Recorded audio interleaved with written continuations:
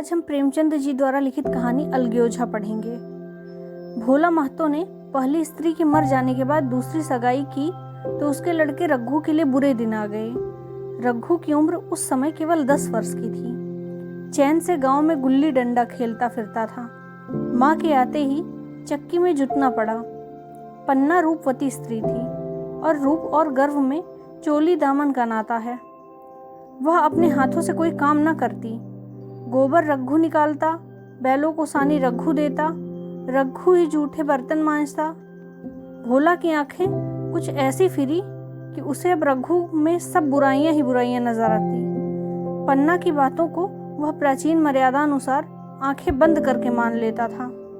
रघु की शिकायतों की जरा परवाह न करता।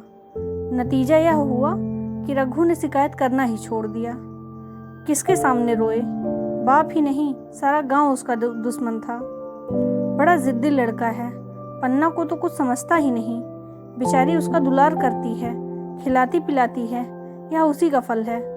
दूसरी औरत होती तो निबाह ना होता। वह तो कहो पन्ना इतनी सीधी सादी है कि निबाह होता जाता है। सबल की शिकायतें सब सुनते हैं, निर्बल की फरियाद कोई भी नहीं सुनता। रघु का हृदय माँ की ओर से दिन दिन फटता जाता था। यहाँ तक कि 8 साल गुजर गए और एक दिन भोला के नाम भी मृत्यु का संदेश आ गया। पन्ना के 4 बच्चे थे, 3 बेटे और 1 बेटी। इतना बड़ा खर्च और कमाने वाला कोई नहीं। रघु अब क्यों नहीं बात पूछने लगा? यह मानी हुई बात थी। अपनी स्त्री लाएगा और अलग रहेगा। स्त्री आकर और भी आग लगाएगी। पन्ना को चारों ओर अंधेरा ही अंधेरा दिखाई देता था। पर कुछ भी हो, वह रघु की आश्रय बनकर घर में ना रहेगी। जिस घर में उसने राज किया उसमें वह लौंडी ना बनेगी। जिस लौंडे को वह अपना गुलाम समझत करती थी उसका मुंह ना ताकेगी। वह सुंदर थी, अवस्था भी कुछ ऐसी ज्यादा ना थी। जवानी अपनी पूरी बहार पर थी। क्या वह कोई दूसरा घर नहीं कर सकती? यही ना होगा कि लोग हंसेंगे बला से। उसकी बिरादरी में क्या ऐसा होता नहीं?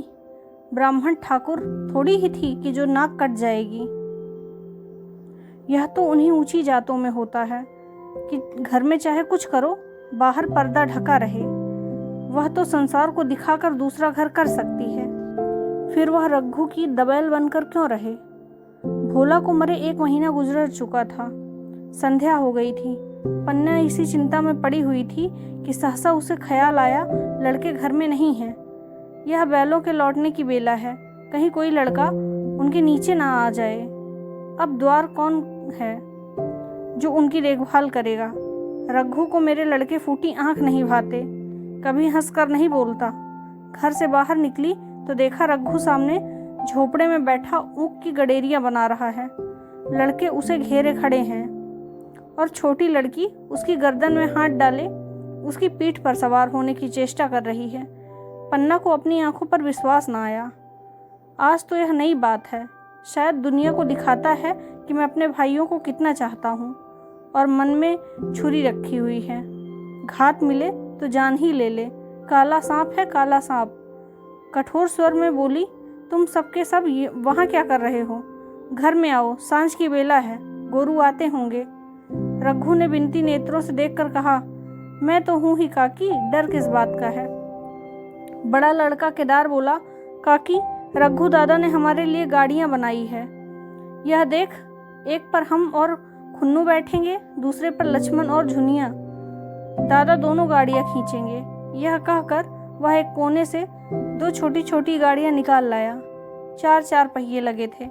बैठने के लिए तख्ते और रोके के लिए दोनों तरफ बाजू थे। पन्ना ने आश्चर्य से पूछा, ये गाड़ियां किसने बनाई? केदार ने चिढ़कर कहा, रघु दादा ने बनाई है, और किसने? भगत के घर से बसूला और रुखानी मांग लाए और चटपट बना दी। खूब दौड़ती हैं काकी। बैठ खुन्नू, मैं खींचूं। खुन्नू गाड़ी में बैठ गया। केदार खींचने लगा। चर चर का शोर हुआ, मानो गाड़ी भी इस खेल में लड़कों के साथ शरीक है। लक्ष्मण ने दूसरी गाड़ी में बैठकर कहा, दादा खींचो। रघु ने झुनिया को भी गाड़ी में बिठा दिया और गाड़ी खींचता हुआ दौड़ा। तीनों लड़के तालियां बजाने लगे। पन्ना चकित नेत्रों से यह दृश्य देख रही थी और सोच रही थी कि यह वही रघु है या कोई और। थोड़ी देर के बाद दोनों गाड़ियां लौटी। लड़के घर में जाकर इस यान यात्रा के अनुभव बयान करने लगे। कितने खुश थे सब, मनो हवाई जहाज पर बैठाए हों। खुन्नू ने कहा, काकी सब पेड़ दौड़ रहे थे, लक्ष्मण और बछिया कैसी भागी, सब की सब दौड़ी। केदार, काकी रघु दादा दोनों गाड़ियां एक साथ खींच ले जाते हैं। झुनिया सबसे छोटी थी, उसकी व्यंजना शक्ति उछल कूद और नेत्रों तक परिसीमित थी। तालियां बजा बजा कर नाच रही थी। खुन्नू, अब हमारे घर गाय भी आ जाएगी काकी। रघु दादा ने गिरधारी से कहा है कि हमें एक गाय ला दो। गिरधारी बोला, कल लाऊंगा। केदार, 3 सेर दूध देती है काकी, खूब दूध पिएंगे। इतने में रघु भी अंदर आ गया। पन्ना ने अवहेलना की दृष्टि से देखकर पूछा, क्यों रघु, तुमने गिरधारी से कोई गाय मांगी है? रघु ने क्षमा प्रार्थना के भाव से कहा, हाँ मांगी तो है, कल लावेगा।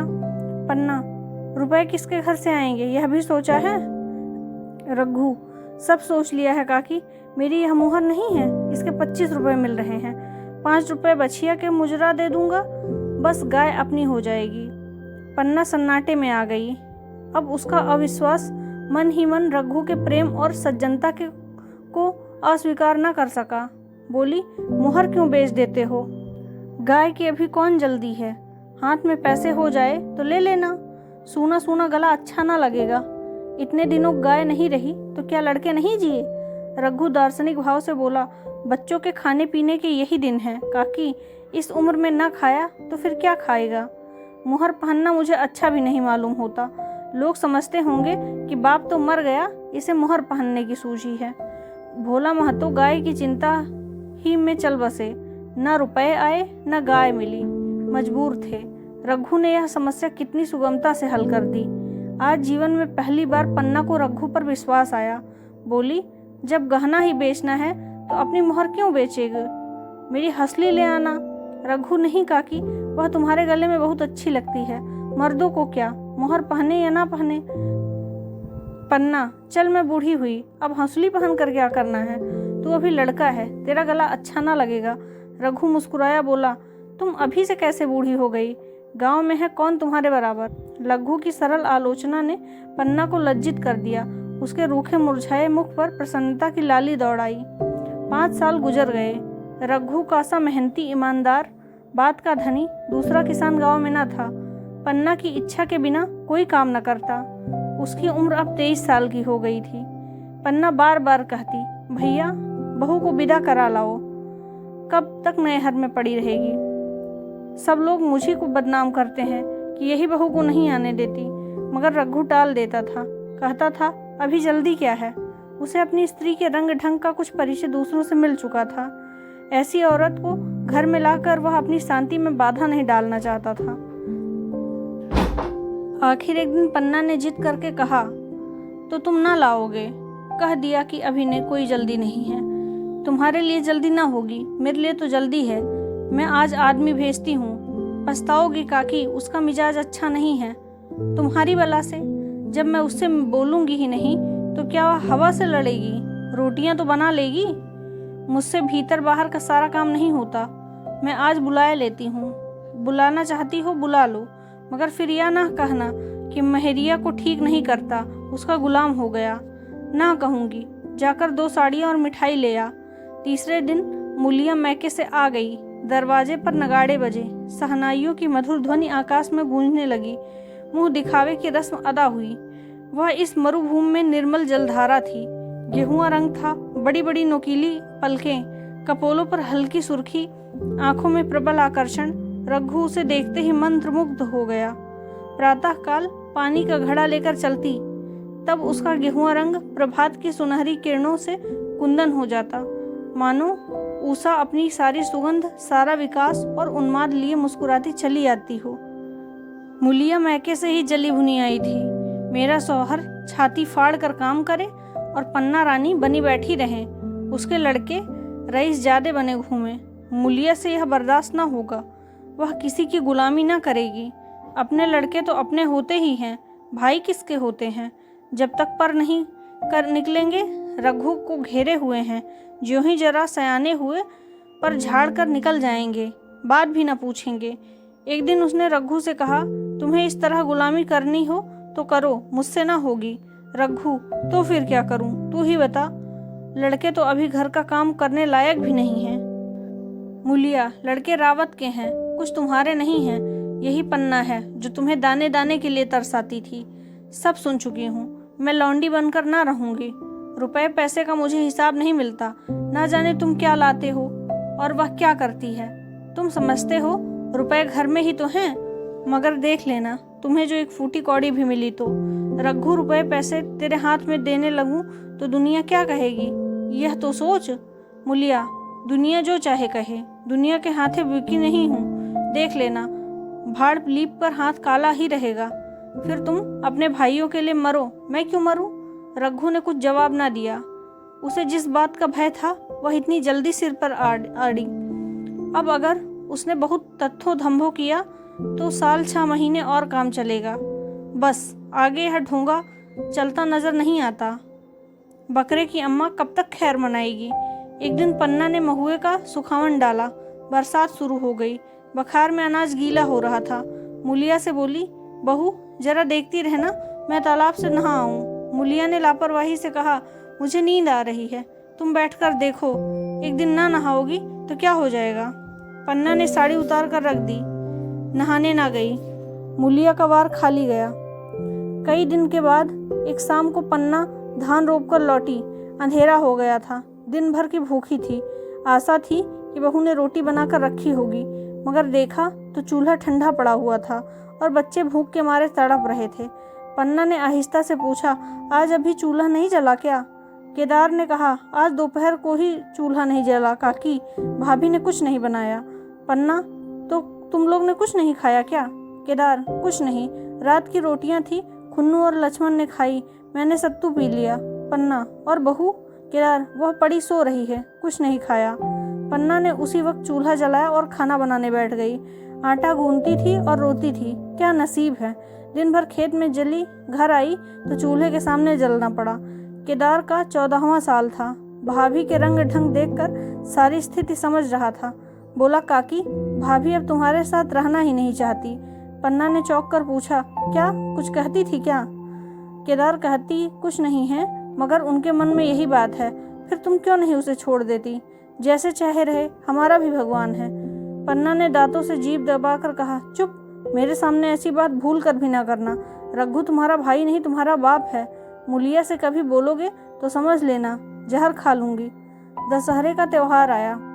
इस गांव में कोस भर पर एक पूर्वे में मेला लगता था। गांव के सब लड़के मेला देखने चले। पन्ना के भी लड़के के साथ मेला देखने के लिए तैयार हुई, मगर पैसे कहाँ से आए? कुंजी तो मूलिया के पास थी। रघु ने आकर मूलिया से कहा, लड़के मेले जा रहे हैं, सबको 2-2 पैसे दे दो।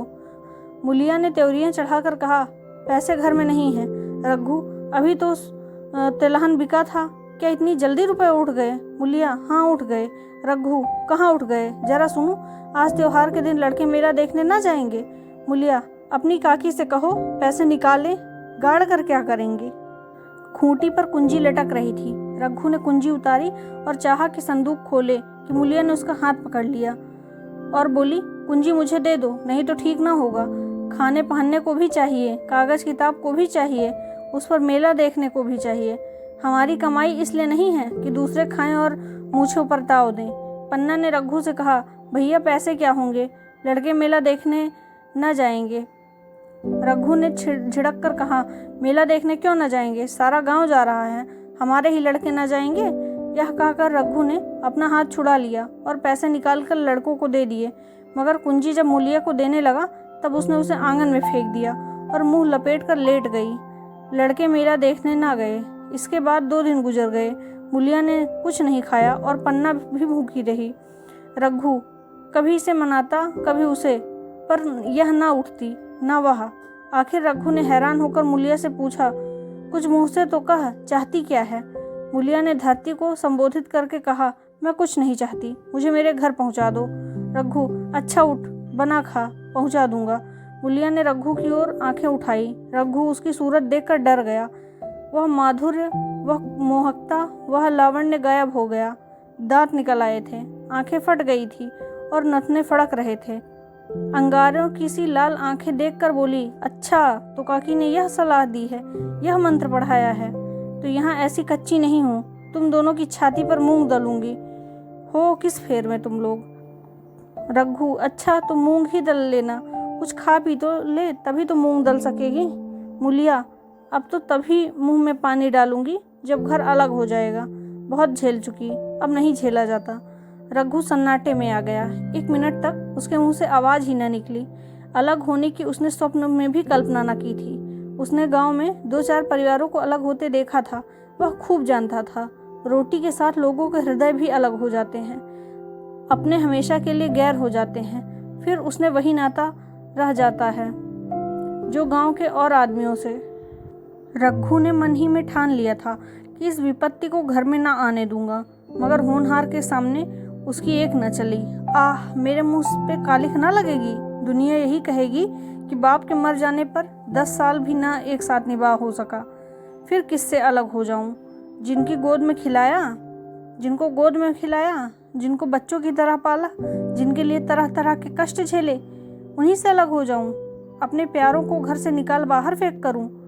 उसका गला फंस गया। कांपते हुए स्वर में बोला, तू क्या चाहती है कि मैं अपने भाइयों से अलग हो जाऊं? भला सोच तो, कहीं मुंह दिखाने लायक रहूंगा? मूलिया, तो मेरा इन लोगों के साथ निबाह ना होगा। रघु, तू अलग हो जा, मुझे अपने साथ क्यों घसीटती है? मूलिया, तो मुझे क्या तुम्हारे घर में मिठाई मिलती है? मेरे लिए क्या संसार में जगह नहीं है? रघु, जैसी तेरी मर्जी, जहाँ चाहे रह, मैं अपने घर वालों से अलग नहीं हो सकता।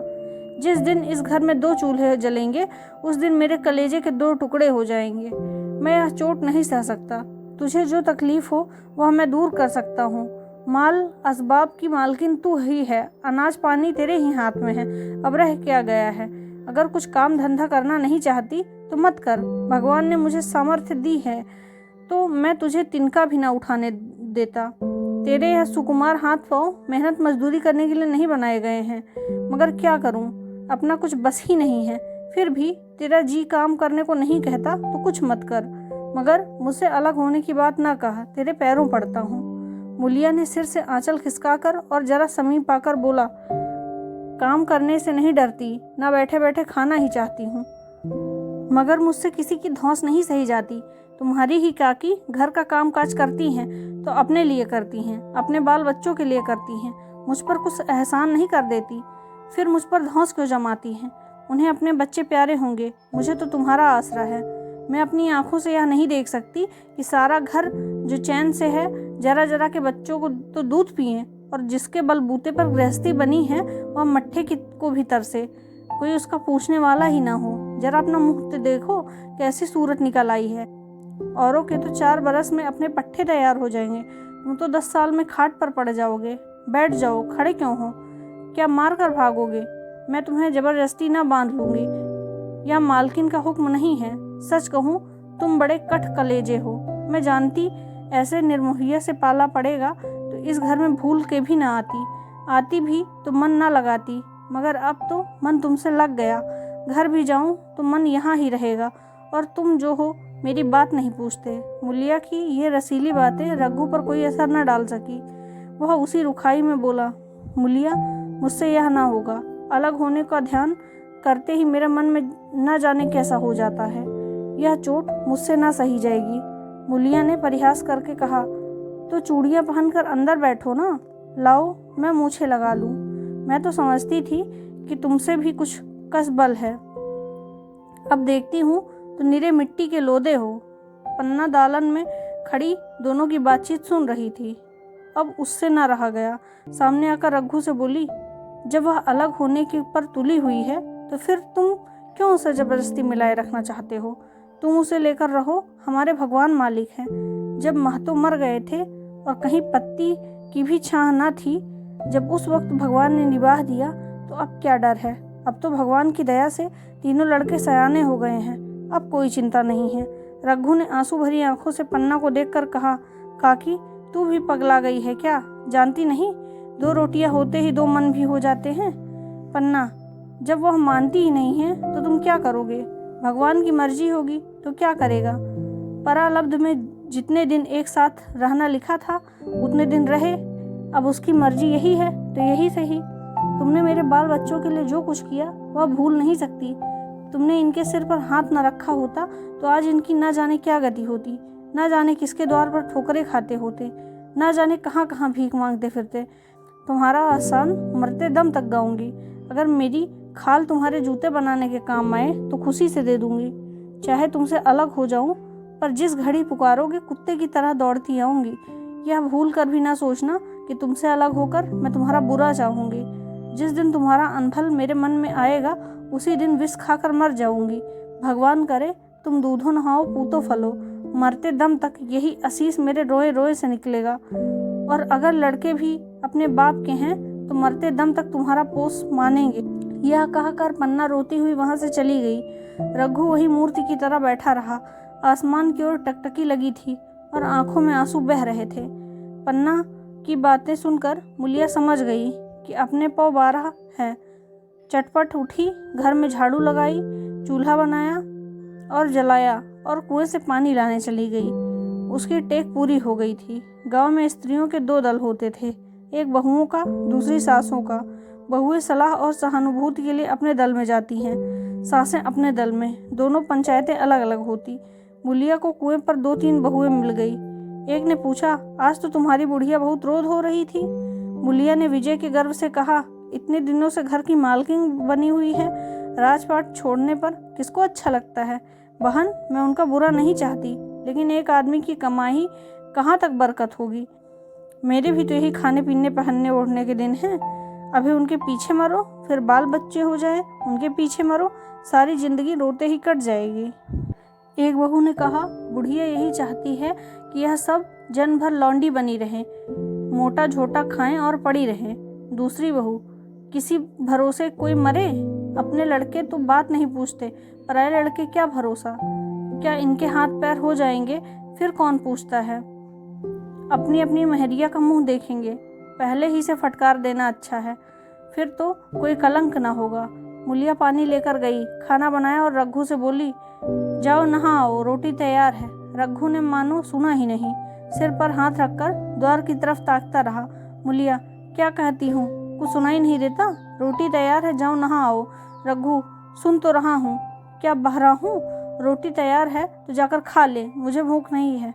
मुलिया ने फिर नहीं कहा, जाकर चूल्हा बुझा दिया, रोटियां उठाकर छीके पर रख दी और मुंह ढांक कर सो गई। जरा देर में पन्ना आकर बोली, खाना तैयार है, नहा धोकर खा लो, बहू भी भूखी होगी। रघु ने झुंझला कर कहा, काकी तू घर में रहने देगी कि मुंह में कालिख लगाकर कहीं निकल जाऊं। खाना तो खाना ही है, आज ना खाऊंगा कल खाऊंगा, लेकिन अभी मुझसे ना खाया जाएगा। केदार क्या अभी मदरसे से नहीं आया। पन्ना, अभी तो नहीं आया, आता ही होगा। पन्ना समझ गई कि जब तक वह खाना बनाकर लड़कों को ना खिलाएगी और खुद ना खाएगी, रघु ना खाएगा। इतना ही नहीं, उसे रघु से लड़ाई करनी पड़ेगी, उसे जली कटी सुनानी पड़ेगी, उसे यह दिखाना पड़ेगा कि मैं ही उससे अलग होना चाहती हूँ, नहीं तो वह इसी चिंता में घुल घुल कर प्राण दे देगा। यह सोचकर उसने अलग चूल्हा बनाया और खाना बनाने लगी। इतने में केदार और खुन्नू मदरसे से आ गए। पन्ना ने कहा, आओ बेटा खा लो, रोटी तैयार है। केदार ने पूछा, भैया को भी बुला लूँ ना। पन्ना, तुम आकर खा लो, उसकी रोटी बहू ने अलग बनाई है। खुन्नू, जाकर भैया से पूछ ना आए। पन्ना, जब उनका जी चाहेगा खाएंगे, तू बैठकर खा, तुझे इन बातों से क्या मतलब। जिसका जी चाहेगा खाएगा, जिसका जी ना चाहेगा ना खाएगा। जब वह और उसकी बीवी अलग रहने में तुले हैं तो कौन मनाए। केदार, तो क्यों अम्मा जी, क्या हम अलग घर में रहेंगे। पन्ना, उनका जी चाहे एक घर में रहें, जी चाहे आंगन में दीवार डाल लें।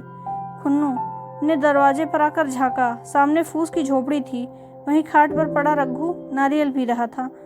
खुन्नू, भैया तो अभी नारियल लिए बैठे हैं। पन्ना, जब जी चाहेगा खाएगा। केदार, भैया ने भाभी को डांटा नहीं। मुलिया अपनी कोठरी में पड़ी सुन रही थी, बाहर आकर बोली, भैया ने तो नहीं डांटा, अब तुम आकर डांटाओ। केदार के चेहरे का रंग उड़ गया, फिर जबान ना खोली। तीनों लड़कों ने खाना खाया और बाहर निकले। लू चलने लगी थी। आम के बाग में गांव के लड़के लड़कियां हवा से घिरे हुए आम के बगीचे में आम चुन रहे थे। केदार ने कहा, आज हम भी आम चुनने चलें, खूब आम गिरे रहे होंगे। खुन्नू, दादा जो बैठे हैं, लक्ष्मण मैं न जाऊंगा, दादा घुड़केंगे। केदार, वह तो अब अलग हो गए हैं। लक्ष्मण, तो अब हमको कोई मारेगा तब भी दादा ना बोलेंगे। केदार, वाह, तब क्यों ना बोलेंगे। रघु ने तीनों लड़कों को दरवाजे पर खड़े देखा पर कुछ बोला नहीं। पहले तो वह घर के बाहर निकलते ही उन्हें डांट देता था,